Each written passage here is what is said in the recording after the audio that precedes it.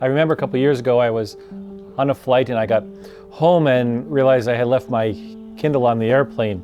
So I went on the airline's website and I searched Lost and Found and found the form you fill out to say what flight you were on and what the item was and what it looked like. So I filled that out, and lo and behold, I get an email a couple days later informing me that my Kindle had been found. The image of Lost and Found has been on my mind as I looked at the readings for this coming weekend. We hear one of the most well-known parables, that of the Prodigal Son. We all know the story.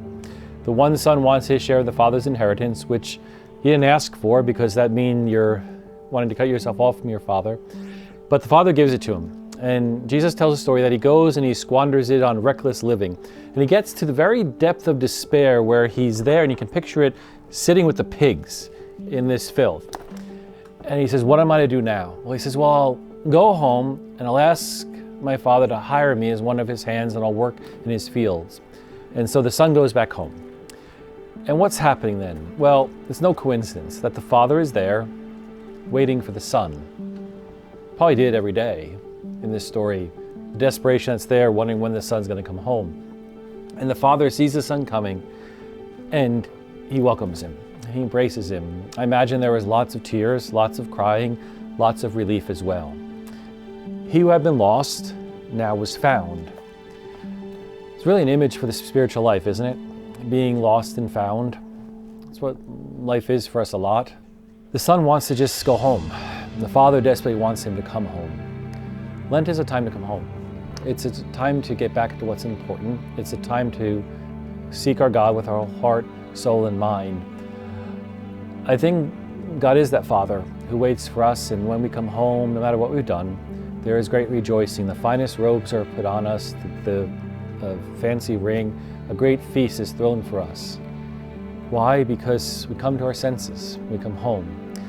Notice there's this other brother as well, the older brother who did everything the father asked him. And the brother who was lost gets this party. May have had a point. But you see, for Jesus, that doesn't matter. What mattered was the son who was lost found his way home. And he wasn't alone when he got there. The Father was there, waiting for him. How is God asking you to come home this Lent? Where are you lost, and how do you need to be found?